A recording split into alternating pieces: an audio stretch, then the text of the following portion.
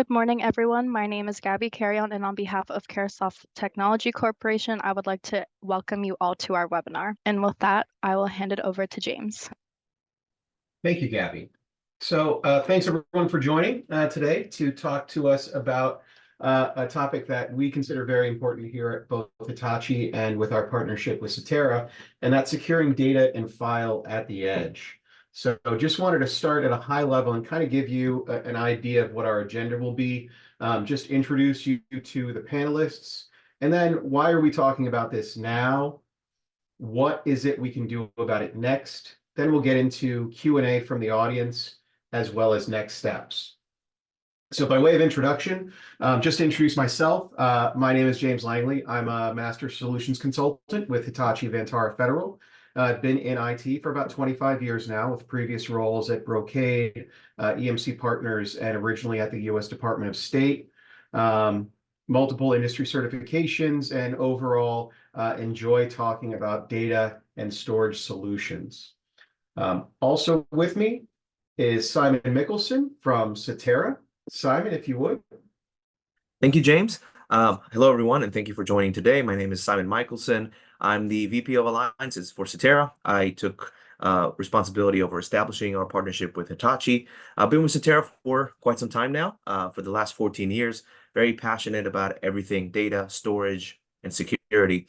Grew up in the engineering track, so happy to take everyone through, of course, our solution, our architecture, and some of the unique capabilities that we have to bring together with Hitachi. James, over to you. Yeah, absolutely. So the great thing about our partnership with CTERA and Hitachi Vantara Federal is CTERA already has a very strong established role in the federal government. And with the partnership with Hitachi, we are able to bring to CTERA Networks with our HCP Anywhere Enterprise solution, the ability to provide these solutions with 100% US-based federal support. So we do not follow the sun.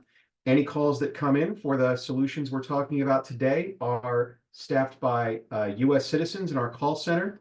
We are FOCI mitigated from our parent companies, so we can ensure US data sovereignty as well as US data clearances. With that, I want to start us off with an audience poll just to kind of get things going. So what do you see as your top edge data and file sharing challenges? And you'll see a couple of options that we have out there for you to select.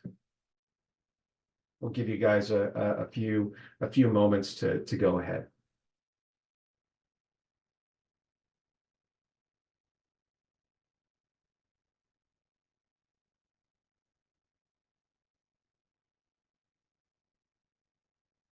All right. Gabby, if you could, maybe if we've got some good participation on the voting, if you could go ahead and publish the results.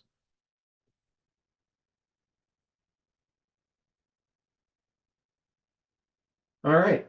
Yeah, so Simon, these are kind of the challenges that people see, right? So over half of our audience sees a main challenge as maintaining secure access. That's definitely something that I know we'll talk about today, as well as another 30% managing the complexity of a hybrid workforce, which a solution like HCP Anywhere Enterprise, powered by CTERA, is certainly strong and capable. And then about 20%, obviously dealing with cost efficiencies and managing those despite growing data needs. So thank you, everyone, for that insight. And definitely those are key topics that we'll be covering today. So why are we talking about this now, right? And really, I mean, it's the data explosion as we've discussed it, or you may have seen in previous webinars that we've done, or even if you read industry trades, right? Just looking at data growth, according to IDC, the global data sphere, that's the amount of data that's produced in a single year, is projected to reach 175 zettabytes. That's 175 trillion gigabytes, right? So if you thought about that as a terabyte, so it's a billion terabytes. If you thought about that as a terabyte, as say, as a kilometer, it would mean that we can go from here to the moon about 1,700 times, just based upon how much data is growing. So it's quite a lot.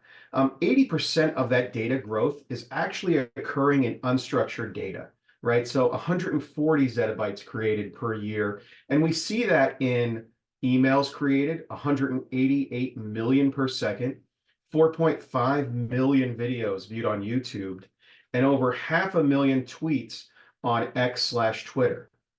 The average organization's data storage needs, they know, are growing at 40% year over year and growing beyond the realm of what we traditionally see in a data center or even the cloud. And that's where data proliferation is occurring primarily at the edge, and it's being stored in a distributed fashion. So when we talk about this data growth and the idea of the majority of it being unstructured data, what do we really mean by that? Right? So structured and semi-structured data can include transactional data, and these are just kind of the easy ways to look at it, right? Structured data can be displayed in rows, columns, number dates, strings. It's traditionally what we see from a relational database perspective. In fact, back in 2011, the IDC classified structured data as block data. Now, we go a little bit deeper with that today, but it certainly is an easy way of thinking of the type of solutions that we look at in the structured data space. It often requires less storage. It's easier to manage and protect with legacy data and infrastructure, but that's only 20% of the world today, right? What about that other 80%, unstructured data? Again, you look back to 2011, IDC originally classified unstructured data as file data. But it's a bit more complex. We do access it through file protocols, but this is data that can't be displayed in rows, columns, or relational databases. They're the things we deal with on a daily basis: images, audio, video, word processing files, emails, spreadsheets. They require more storage, and it's more difficult to manage and protect with legacy solutions. So in terms of trying to manage this, right, we ultimately have to manage unpredictable, unstructured data growth across an increasingly distributed enterprise. So that gives us a few key requirements, right? We need to address, with this unstructured data deluge, a deployment model that's flexible, because we have to consider that there are isolated islands of shared storage. We have to manage the distributed enterprise with a hybrid workforce, which involves edge-to-core data mobility, synchronization, and sharing. We still have to adhere to industry and governmental compliance, so that's critical in how we secure it. We have to look at the economics of our data growth and type, ensure there's security and protection, but yet we still have to consider having a simple deployment model that can give us global administration and maintenance of the solution. We want to extract value from that data, but we also need to marry that with cost effectiveness. And we have to realize that all of this unstructured data needs to support emerging analytics use cases, right? And that means that we need to look at solutions that can integrate with modern applications, providing observability to that data while also maintaining security. So what does that look like from a architectural perspective in terms of the challenges we have today, right? And that is the challenge of distributed data management through these disconnected silos, right? When you look at the core, that's what we would traditionally look at as, say, the data center. But data is spreading out to the edge, whether it's the branch or department phase with remote offices. And that brings its own challenges of maintaining permissions, maintaining access to the data at speed, where there could be speed problems or slow problems, storing that data at the edge with disk space concerns, and then how do we protect it with backups? Even beyond that, in the far edge with our hybrid workforce, we have many people in a work from home scenario and IoT style sensors, whether it's video, whether it's sensors from devices bringing in that data. And that's out there at the far edge, which can also create challenges of speed and slowness.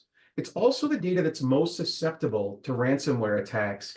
And so we have to be very concerned about how we manage the overall access to that data, right? There are a couple of ways that people have looked at that.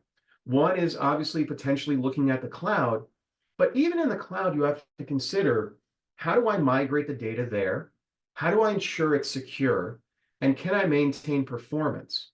And then, of course, when it comes to disaster recovery in this distributed data management environment, I have to still consider what is my cost? Looking at the cloud with a as-use model or a consumption-based model, the explosion of unstructured data growth means that if I just pay by the drink, I'm going to pay a lot, more and more and more. I need to ensure that I have a solution that is both cost-effective and reliable. And so with that, I just kind of wanted to set the stage for why it's so important we talk about securing data and file at the edge. And so I want to turn it over to my good friend Saimon at CTERA, who can talk to us about what's next in that world, right?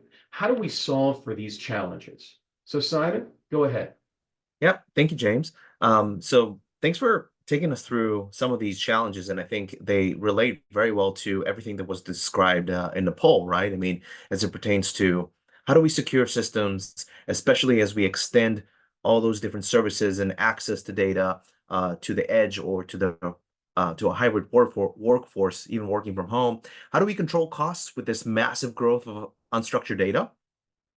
And then, yeah, finally, from just manageability standpoint, right? I mean, having to control and secure and manage this growth, and how do we put in place those systems that could facilitate not only this growth, but then serve as part of kind of a larger mission of what do we actually want to do with that data, right? What are some of those opportunities we want to unlock with the data that we're managing?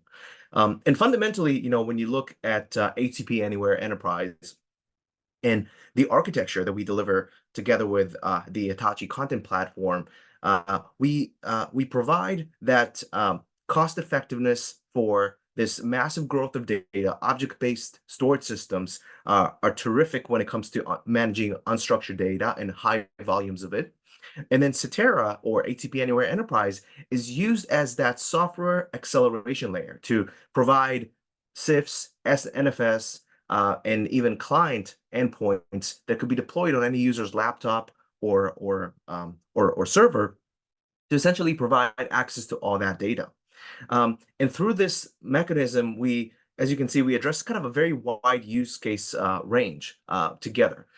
If it's by addressing security concerns, by providing built-in malware protection into all of our systems, so we guarantee that the system is verified for malware as the data gets generated and then continuously in the background. We also supplement that with built-in ransomware protection that's based on AI that we built into the system. We have an ability to kind of inspect all the incoming data that's generated or manipulated by user. And then based on that, we try to classify with whether this is an anomaly. Should this access be blocked? And we can take action, of course, to do so. But then, of course, through integration, through third-party solutions, we are able to forward all of our forensics data that we collect across that distributed environment to any SIM-based systems or an ICAP provider to do kind of more broad scanning and understanding of, is there anything suspicious that's happening in the network? But then from a data management standpoint, when it comes to how do we address that remote workforce, or we have file servers deployed out there in field sites, how do we address the day-to-day management of having to expand these storage arrays or and so on? We are a caching-based solution. We leverage software to essentially detect what data is being frequently used and guarantee that that data will always remain local to that client and that user or application.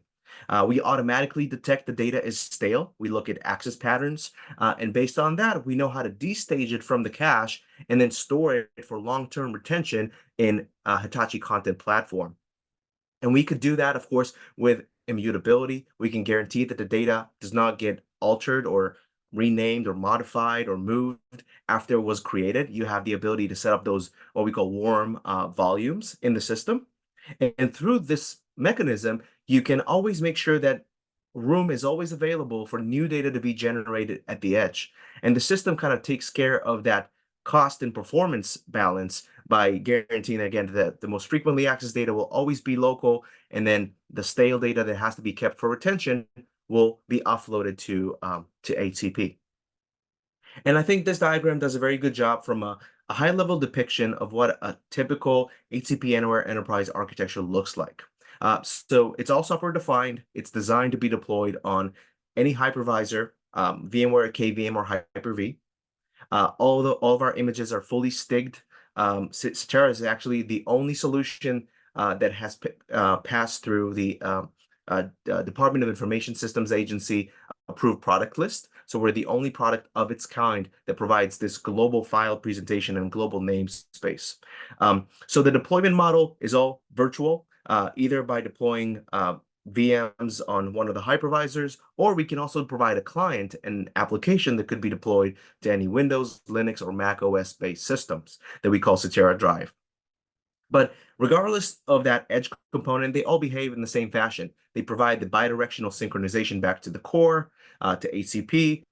They provide the optimization of that transfer with WAN optimization, block level transfer, global deduplication. And then finally, they also ship with built-in migration tooling. So we have the ability to point to any existing data source and then take action to copy it with its ACLs and permissions and attributes, and also provide that consistency, the reporting at the end, to show you that the checksums are there, that the data was not altered as part of the transfer. And in this model, you can see that while all the data, all the payloads themselves are stored in S3, there's a central command and control plane that we call CTERA Portal, or the HCP Anywhere Enterprise Portal, that is essentially the centralized web console for managing thousands of these edge devices or drive apps deployed at the edge.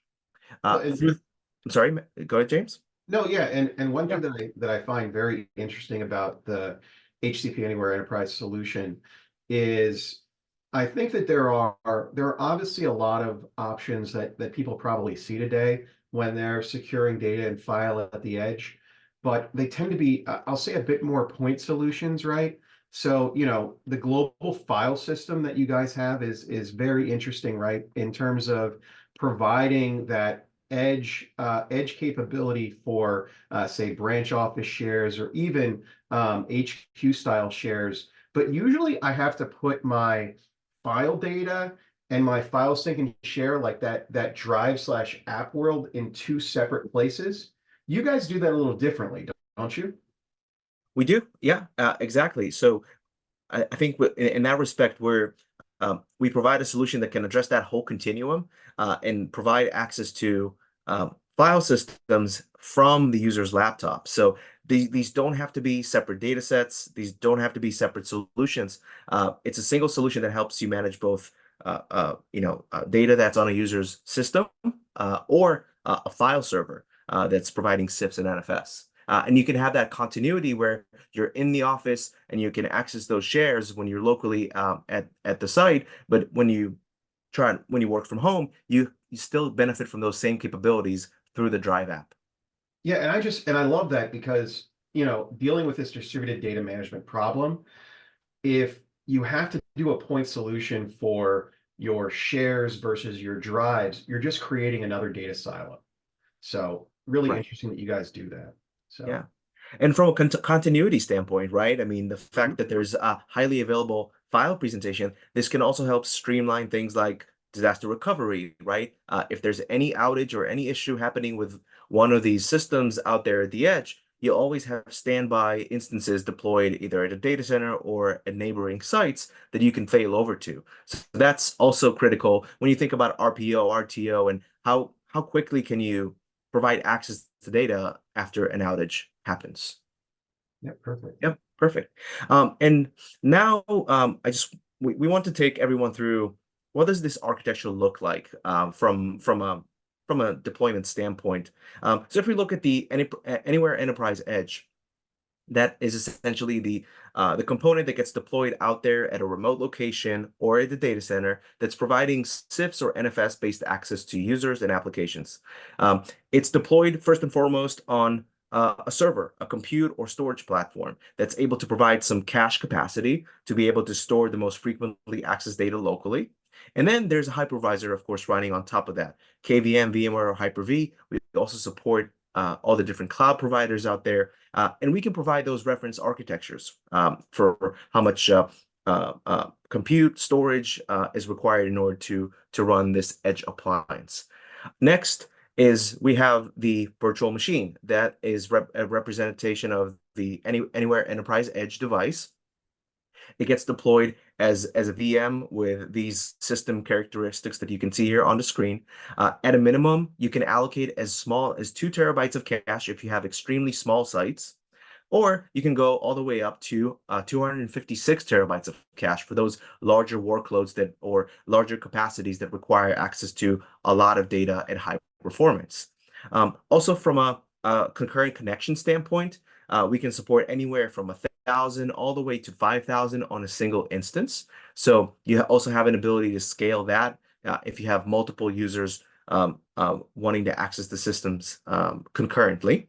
And then finally, all the information that is stored either through either of these file protocols is protected back to the Hitachi Content Platform, leveraging S3 as our backend. And this data protection happens in real time. It's asynchronous.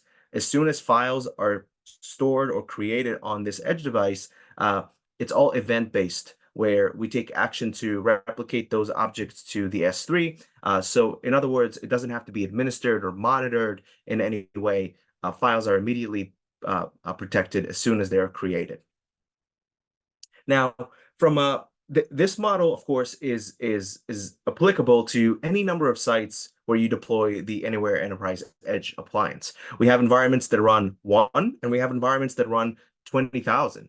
All connected to the same S3 bucket. It really just depends on how distributed your environment is, but we have implementations where this edge device is deployed across different cities, different continents, different countries, to really provide this global namespace presentation, but provide that local high-performance access to the users at that given site.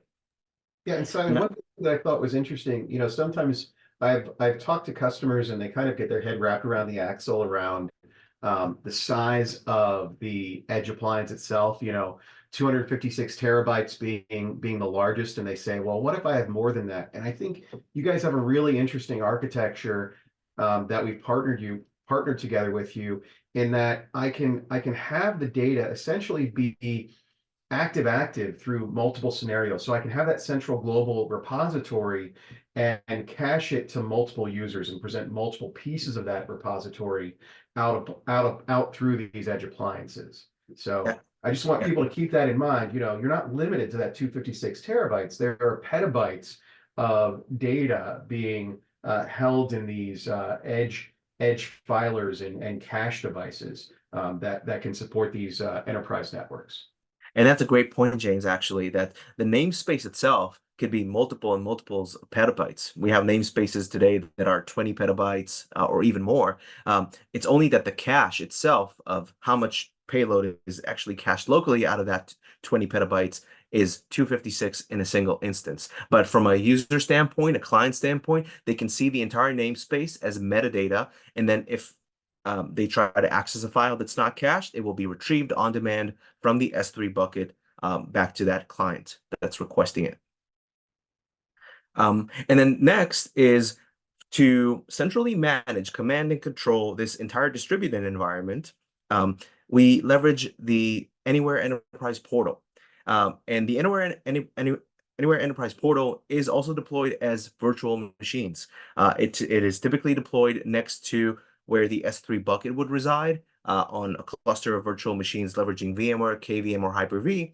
And the portal's responsibility is twofold. One is acting as the centralized control plane for software updates, for logging, alerting, configuration management, and forensics, but then also serving as that global metadata catalog. So at any point in time, if one of these edge devices has to be recovered or rebuilt, it's very easy for us to repopulate those file systems based on the metadata that resides in CTERA Portal. Through this mechanism is how we enable this almost instantaneous disaster recovery, because the metadata itself is extremely smaller as opposed to the actual size of the data, and therefore repopulating a file system from that metadata is instantaneous. And the portal, of course, provides a set of capabilities around setting up immutable volumes. It has built-in role-based access control with identity federation over SAML. And then, of course, built-in tools for you to kind of leverage maybe different storage targets for different workloads of data. So, for instance, if you had a high-performance storage tier or an archive tier, you can reflect those different segments in the global namespace and make sure that based on where users place data, it will be routed to the most cost-effective tier. We have some examples where projects that customers are working on that once they complete working on it, it has to be checked in for this immutable archive portion where it's being kept for 7 years or even more. And as you can imagine, those archive buckets are very large, and we have to guarantee the immutability, and that's why cost effectiveness is really top of mind. But just want to reiterate here is that you can see some of the credentials that Anywhere Enterprise has with, of course, FIPS 140-2 cryptography, being a DISA certified approved product list product, and we also have for service provider a SOC 2 compliance. Yeah, and also just for anyone, if you're looking at a total stack solution with Hitachi, HCP Anywhere Enterprise coupled with HCP, we not only at that core cloud, that S3 storage layer, can also provide S3 object lock and levels of compliance at that layer as well. So we control it both with compliance at the file level as well as at the object level. Great. And from if we take a look at the survey, right, and I think one of the considerations that the top considerations were, one of them of course was security. And I guess some of the key elements to highlight about our joint solution is that it is deployed 100% behind the firewall. It is designed to be deployed fully within the customer's environment. It has no call home functionality. In that respect, it's completely isolated. CTERA and Hitachi are deployed today across classified networks like SIPR and NIPR. There's built-in, of course, malware protection, as we described, across the edge all the way back to the core. There's end-to-end encryption that's leveraging FIPS. And then, moreover, we can connect with external key management solutions. So we can leverage the KMAP protocol to guarantee that all the encryption done in the environment is leveraging keys that are only within your control. So all combined, and of course, with the STIGs and the application network and hypervisor security measures we had to take as we built the product, we have established what's called a military certified or military unique deployment guide that essentially describes the DISA approved specification of which CTERA needs to be deployed to really meet the highest standards from a security standpoint. So we have, of course, a lot of capabilities around, for example, CAC access, PIV card, native authentication using client certificates and of that nature. And we can, of course, spend a lot of time taking you through a deeper dive on security. But if anyone is interested about learning more about some of our security credentials, we're happy to provide you with the documentation. Yeah, and one thing I definitely wanted to highlight with this, Simon, is, we obviously see the on-access virus scanning, the partner ecosystem, but when you get into the HCP Anywhere portal, right, that insight monitoring service is really critical for early ransomware detection because it looks at user operations, both in terms of like usage monitoring and potentially identifying anomalies, right? Because that's kind of the key, right? Maybe someone hasn't uploaded a virus, but they've been infected by malware, and the insight monitoring service is going to give you insight if their data is changing at a rapid rate, right? Which is a key indicator that ransomware has infiltrated them and is starting to encrypt their data, which is excellent that the capability is there. But then if they're if they've gone in with our object storage solution with HCP, we are auto versioning every object that exists, so we can guarantee that even if the data is being overwritten or encrypted by ransomware, that we will be able to recover it. So you get kind of the best of both worlds, right? Both anomaly detection, and data protection to recover. Of course. And then to add to that, actually, we do also support the S3 object lock property with HCP. So Yep. if we have to also set immutability on the objects themselves, we can leverage that to guarantee that there are no changes happening behind the scenes. Yeah, very cool stuff. And then next was cost. I believe from a cost saving standpoint is how do we manage this continuous growth of unstructured data and do this economically? And some of the fundamental things about this architecture is, of course, leveraging object storage, which can provide the capacity at a very cost-effective price point, but then leveraging software-defined solution to provide that acceleration and performance to the users and the clients at the remote sites. Furthermore, when you look at caching technology, and many of our customers today, a lot of the data that's deployed at remote locations is stale, and storing it on high performance servers and storage is really not economical. So our approach with Anywhere Enterprise is to really detect what's being frequently accessed and then destage all that data back to the object storage, this way reducing the footprint at those remote sites. Of course, there's additional savings driven by deduplication. There's deduplication happening at the source and at the target. So that increases your effective capacity or the ability to store more retention, more versions of the data. So you can keep data for a lot longer than you are keeping it today. And then finally, from a manageability standpoint, the portal presents a lot of opportunity to really collapse a lot of these management procedures and have them done centrally. If it's day-to-day management of user shares and ACLs, if it's updating softwares, if it's ensuring the consistency of the configuration across a distributed environment, which also helps you from a security standpoint or predicting the behavior of that system. The portal is really that single web console for you to manage thousands of these instances and really help support this entire environment with a minimal amount of services. Just to give some examples, we have done projects with 20 petabytes that are supported by a single person, a single full-time employee. So this just shows how the tool is very powerful from that manageability standpoint, that it doesn't require a lot of support.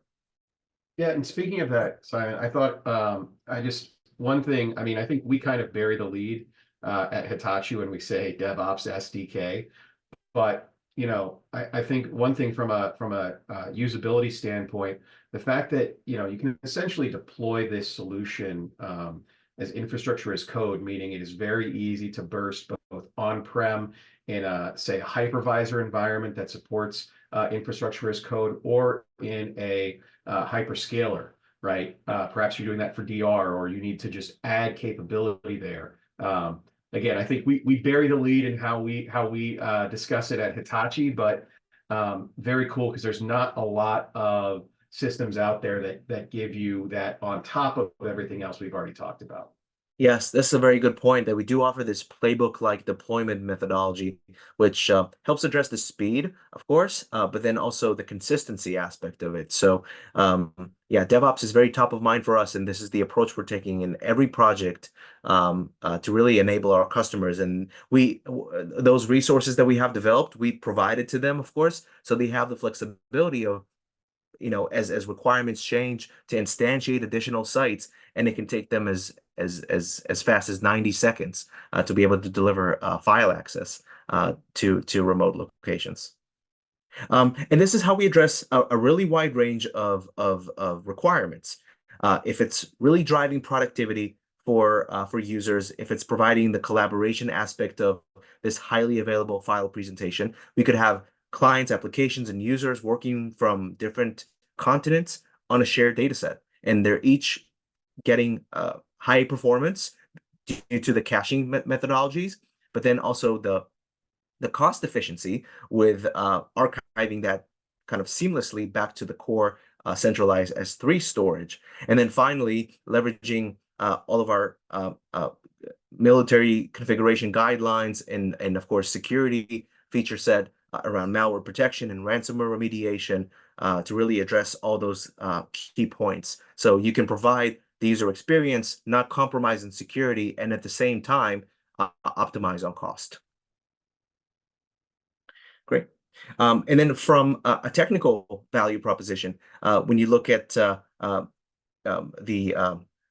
technical wins of leveraging a software-defined solution to manage unstructured data, you really get a lot of these capabilities for optimizing your cache and storage capacity by leveraging deduplications. So reducing the actual footprint, which enables you to then store more data and provide more effective capacity for users. To James's point, the elastic scaling aspect of this, as sites come up and they have requirements for data access that they did not have previously, this automation with DevOps, the ability to deploy these instantly and present storage.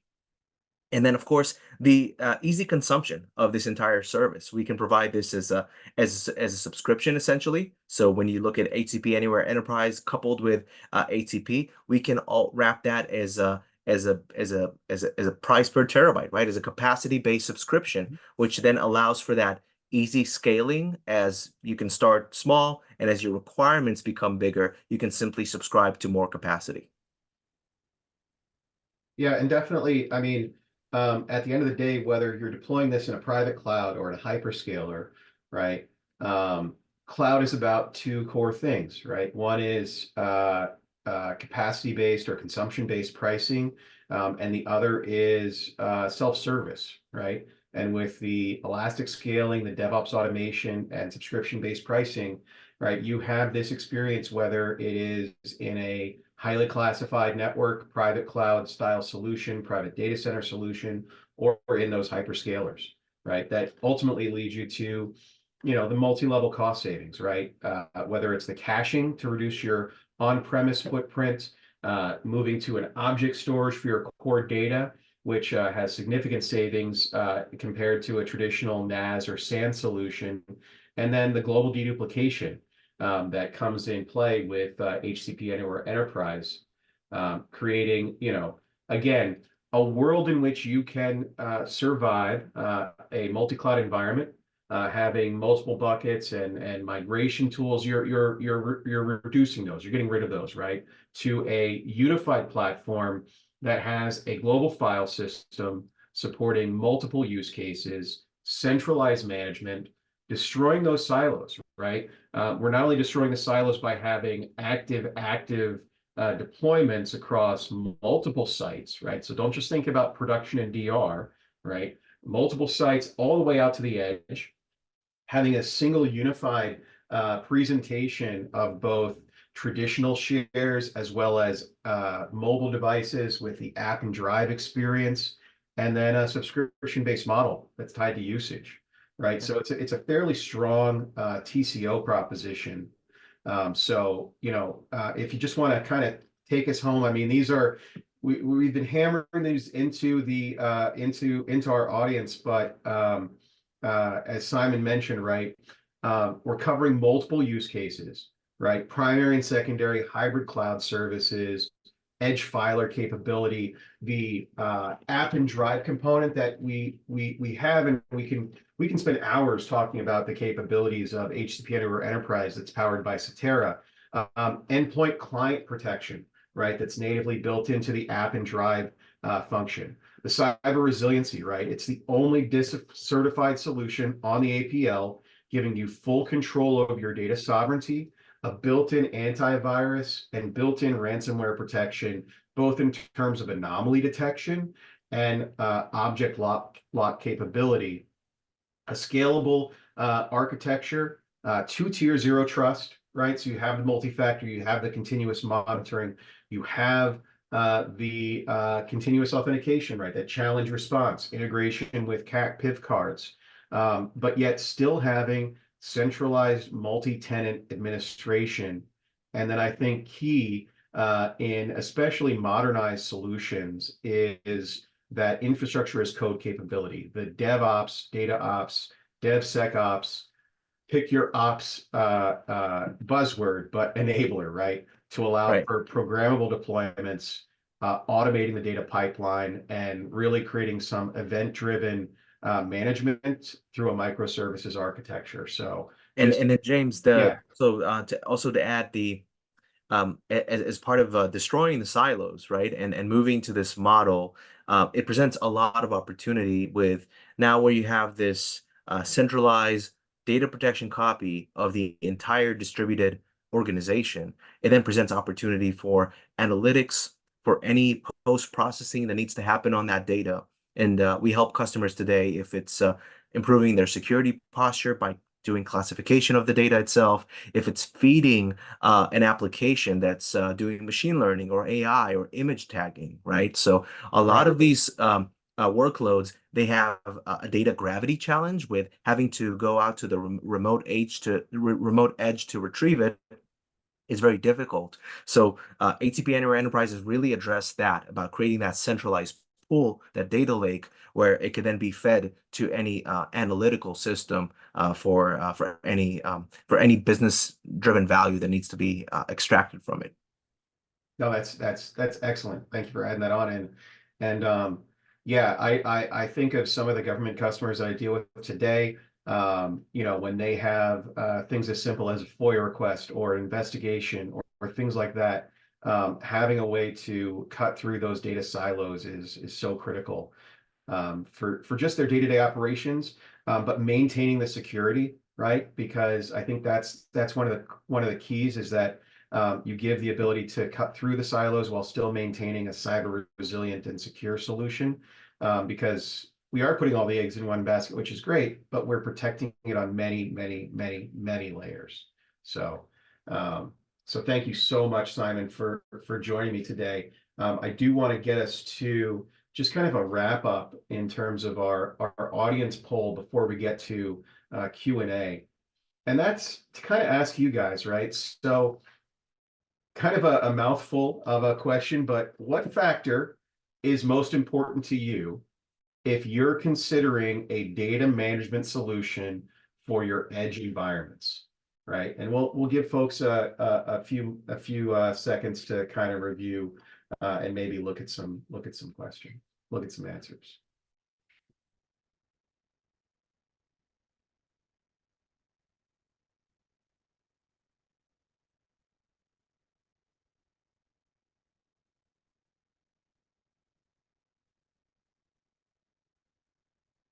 Yeah, Gabby, do you want to let us see how our results are looking?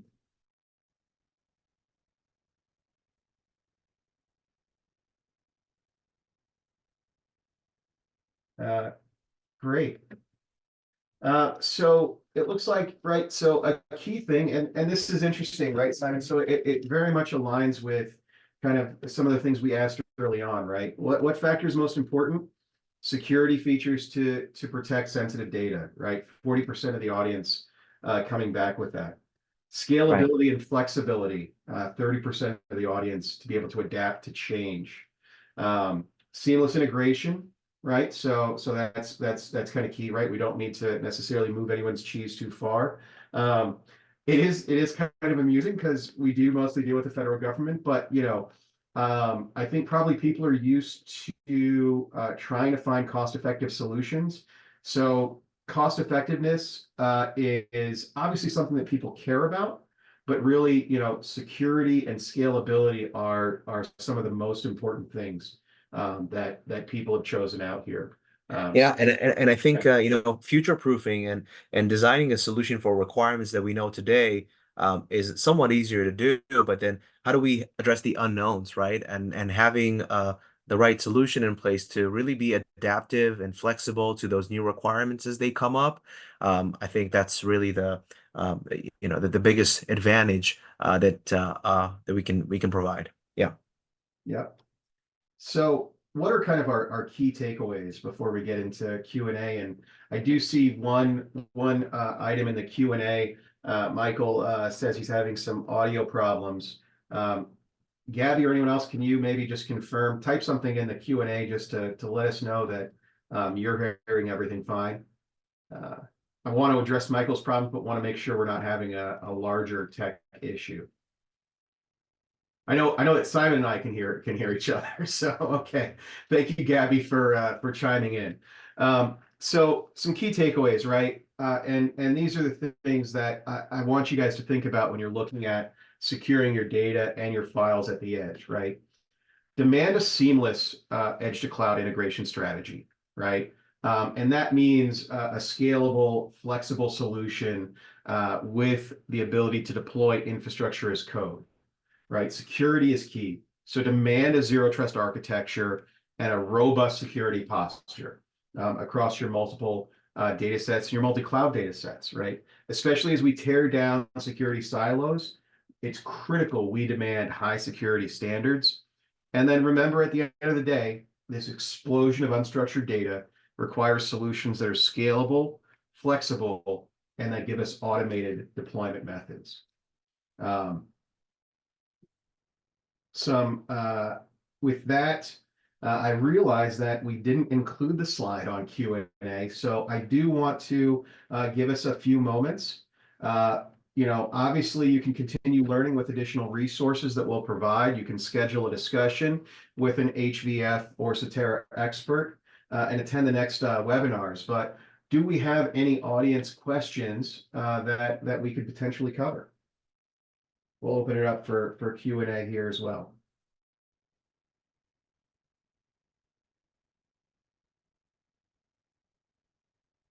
I think, Simon, you and I, we tried to address as many potential questions as could come up. I think one of the great things about HCP Anywhere Enterprise and this partnership is that it's a very intuitive product that's easy to understand, right? We have a problem with explosive data growth at the edge. We have a challenge of large number of adversaries out there that mean we have to have such a critical focus on cybersecurity, ransomware protection. And again, when we look at governmental mandates, right, a key component of Cloud Smart, and actually the DoD just put out I just saw a recent initiative that came out this morning that they are going to be piloting a desire directed from above to ensure that everything is being done as a service, right, on a consumption model. So, I think a lot of the boxes are checked there, but then again, I work for Hitachi, so that may be easier for me to say.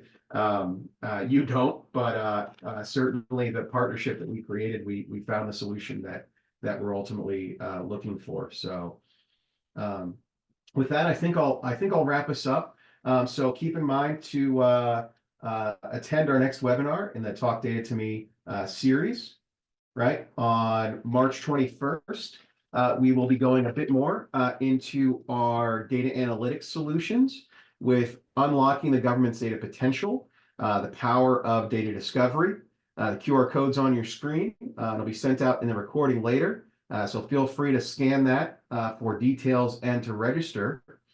And for everyone that is an attendee today, we will be having a t-shirt raffle. I'll tell you that these t-shirts are high quality, but well below any limit you may have as a government attendee or as a gift. So 10 attendees today will receive a Talk Data to Me t-shirt. The drawing will take place from the attendees. You'll be notified in email within 24 hours, and we will reach out to you to collect a shipping address and the size of the shirts that you would like to receive. Ultimately, you can keep in touch with us. Simon, his information at the front.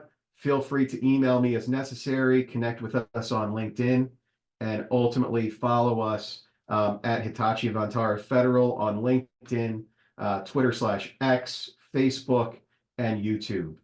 And with that, I want to thank everyone who joined today. And thank you for joining us in our Talk Data to Me webinar series. Gabby, back to you. Or Simon, any closing thoughts? I realize right as I kick it to Gabby, I see you're off mute. No, I just wanted to say thank you, James. Thank you for having us. Always a pleasure. Yeah, I love this partnership, man. Yep. So Gabby, go ahead. Thanks, James. Thank you to James and Simon for presenting today. Thank you to all our participants for joining us. We hope this webinar has been helpful for you and your organization.